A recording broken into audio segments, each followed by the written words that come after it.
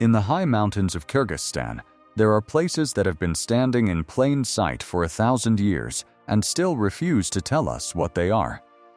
A stone building, far from any town, with 30 hidden rooms and no record of who built it or why.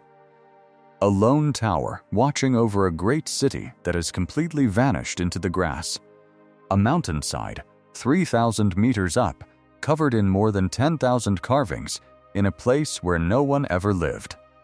These are not ruins that shout at you. They do not have golden treasure, or famous names or signs telling you what happened here. Instead, they sit quietly in the wind and they keep their secrets. Tonight, we are going to climb into those mountains and visit 5 real places, studied by real archaeologists. And at every single one, we are going to run into the same strange feeling that something important happened here, and we still cannot fully say what. High in a remote fold of the mountains, more than 3,000 meters up, a heavy stone building rises straight out of the grass. It almost looks like it grew there, rather than being built. This is Tash Rabat, and the official explanation is simple enough. It was a caravanserai, an inn, a safe place for traders and their animals to rest along the Silk. But the moment you look closer, that simple story starts to come apart. Because most roadside inns of that age were made of brick or timber and built close to towns where the business was. Tash Rabat is none of those things.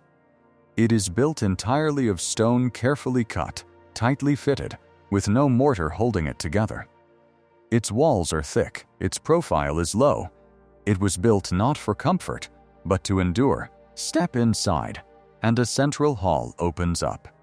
From it, a maze of more than 30 small chambers spreads out in every direction, many of them topped with domed stone ceilings, built so cleverly that they carry their own weight across the centuries. That is not the work of someone throwing up a quick shelter. That is the work of skilled builders, backed by real power, and yet here is the first mystery: there is not a single inscription. No name, no date carved in stone. Nobody wrote down who built it, or who paid for it, or what it was truly for. The questions only deepen. Why build a grand stone shelter so far from any crossroads, in a place where winter snow would seal the passes for months? Why are the rooms so small and bare, more like monks' cells than merchants' lodgings?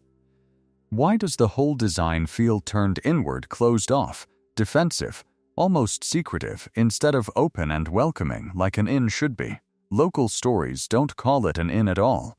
They call it a fortress, a monastery, a place of refuge older than Islam itself in this region. Some scholars have even wondered whether it began as a quiet Christian retreat, long before the building we see today was raised on. And that is how Tash Rabat leaves you, standing in the cold, surrounded by perfect stone, knowing only one thing for certain: it was built to last, not to explain itself. Now we come down out of the high passes and onto the wide, windswept floor of the Chui Valley. And here, standing all alone, is a tower. It is built of fired brick, laid in delicate geometric patterns, and it reaches a little over 20 meters into the sky. But here is the thing: it used to be nearly twice as tall. Earthquakes and centuries of neglect broke it down to the stump we see today. This is the Burana Tower, and by itself, it is impressive. But the real mystery is not the tower.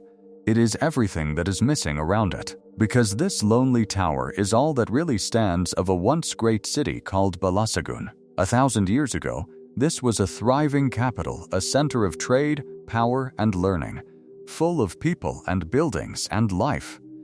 It even gave the world a famous poet and a foundational book of Turkic literature. And now there are only low mounds in the earth, faint lines where walls once stood. A whole city, sunk back into the soil until you can barely tell it was there at all. Let the emptiness sit for a moment. Scattered across this ground, you find something else: strange stone figures called balbals, carved human shapes, faces worn soft by the wind, some of them older than the tower itself.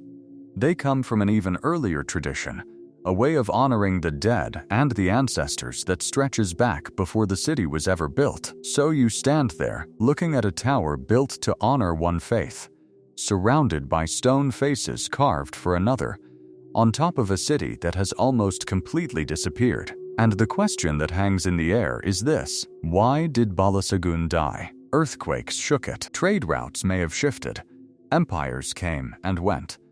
But none of these things, on their own, fully explains why a great city simply faded away while other towns nearby carried on living to this day. The tower gives no answer. It just stands there, weathered and silent, less a monument to a city, and more a marker of it. Our third site is the one that gives me chills.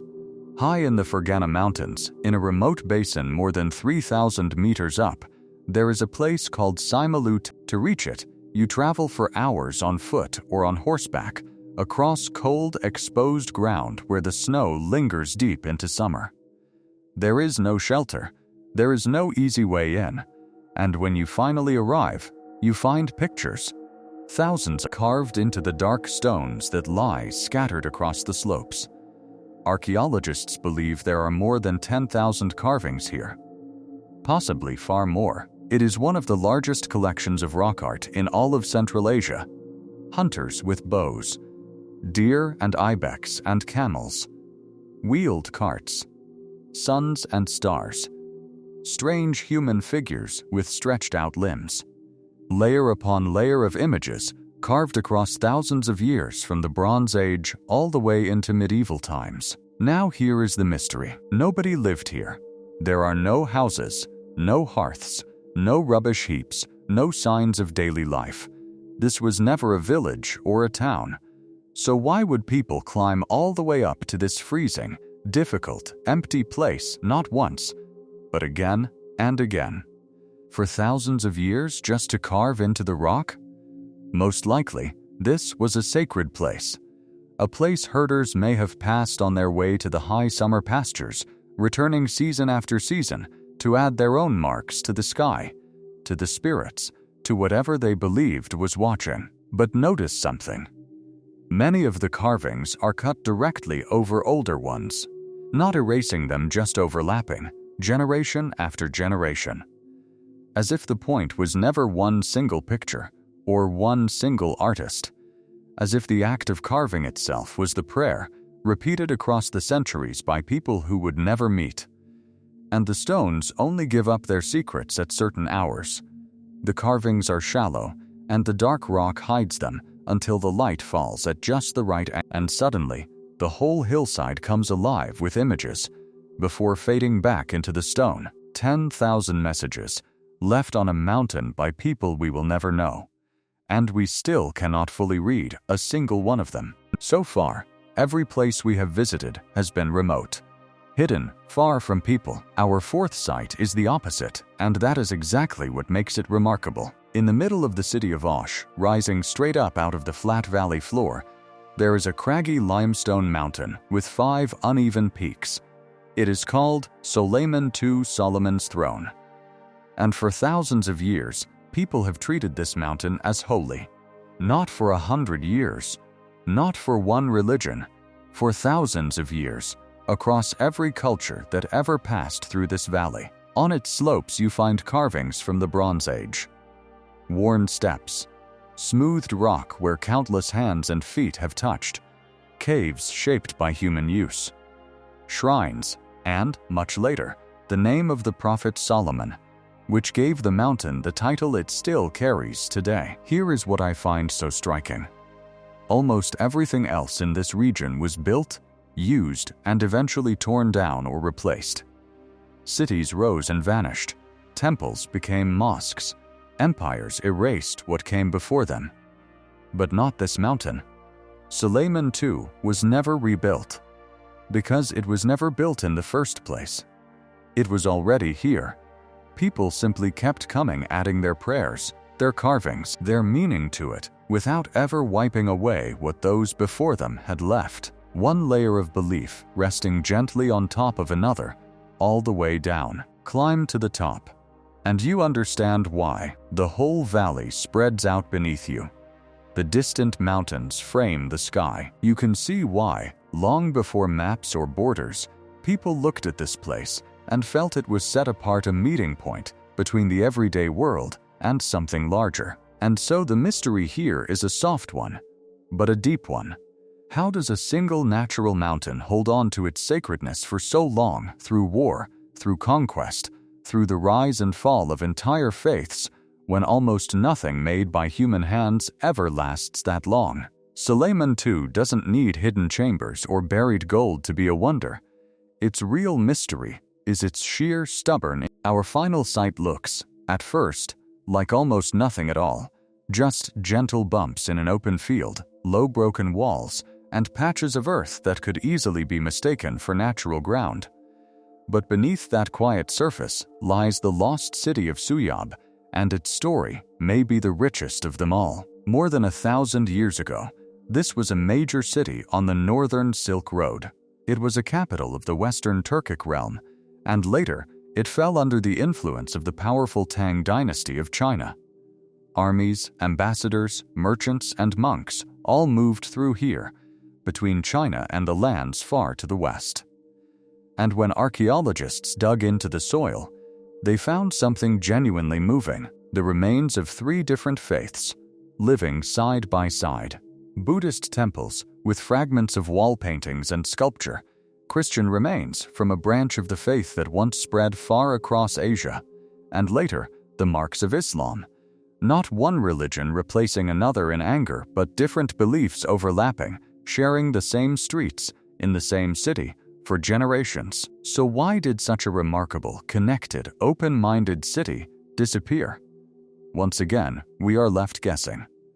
Trade routes may have shifted, power may have moved elsewhere, the climate may have turned. But there was no single dramatic ending, no great fire, no final battle. The digging shows a slow fade, a city that wasn't destroyed so much as quietly forgotten. And that may be the most unsettling mystery of all. Not how a place is wiped out, but how somewhere so important can simply slip out of the world's memory, leaving only bumps in a farmer's field. So we have visited 5 places: a stone house in the clouds, a lonely tower over a vanished city, a mountain covered in 10,000 carvings, a sacred peak in the middle of a town, and a great crossroads city, now just shapes in the grass. At first, they seem to have nothing in common, but look again, and a quiet thread runs through every one of them. All of them survived, and not one of them fully explains itself. And I think that is because of the kind of world they came from. This was a land of movement, of herders, traders, and traveling empires, where almost nothing was built to stay. The people who passed through wrote very little down about these places. They carried their stories in their heads, along the roads, and when those people moved on or faded away, the stories went with them. What was left behind was the stone. Stone outlasts memory. And so, we are left in a strange position, able to touch the thing, to measure it, to stand inside it, and yet unable to hear the voices that would tell us what it meant. That is the real lesson hidden in Kyrgyzstan's mountains.